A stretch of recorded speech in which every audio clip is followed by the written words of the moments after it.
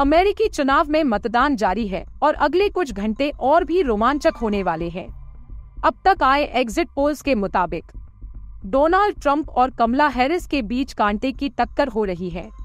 ये मुकाबला इतना टाइट है कि विजेता का अनुमान लगाना अभी मुश्किल है। इस चुनाव की खासियत ये है कि ये ऐतिहासिक और अप्रत्याशित है। अगर डोनाल्ड ट्रंप ये चुनाव जीतते हैं तो 131 सालों में पहली बार ऐसा होगा जब कोई पूर्व राष्ट्रपति हारने के बाद वापसी करेगा।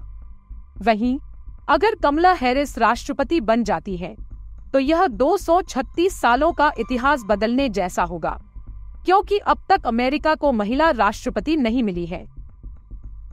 इस बार के अमेरिकी चुनाव में बारिश भी एक महत्वपूर्ण भूमिका निभा सकती है। फिलहाल 3 प्रमुख स्विंग स्टेट्स पेंसिल्वेनिया, विस्कॉन्सिन और मिशिगन में तेज बारिश हो रही है, जहां मतदान जारी है। अमेरिकी चुनावों के इतिहास में खासकर 1960 और 2000 में इन राज्यों में बारिश के कारण मतदान पैटर्न प्रभावित हुआ था। बारिश के कारण डेमोक्रेट्स के वोटर कम वोट डालने जाते हैं, जबकि रिपब्लिकन वोटर्स पर इसका असर कम पड़ता है। इस बार अगर ऐसा ही होता है तो ये स्विंग स्टेट्स डोनाल्ड ट्रंप के पक्ष में जा सकते हैं।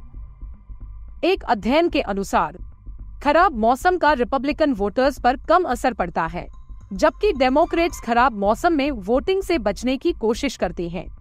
अगर इन 3 राज्यों में 1% वोट भी इधर उधर हो गए तो यही स्विंग स्टेट्स चुनाव की दिशा तय कर सकते हैं। खासकर पेंसिल्वेनिया में, जहां बारिश और ट्रंप पर हमला दोनों घटनाएं हुई हैं, यह राज्य डेमोक्रेट्स का गढ़ माना जाता था।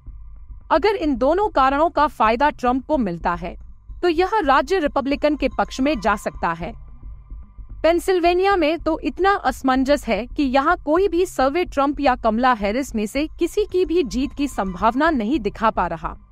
यही राज्य इस बार निर्णायक साबित हो सकता है, जहां बारिश और वोटिंग पैटर्न के बदलाव से परिणाम बदल सकते हैं।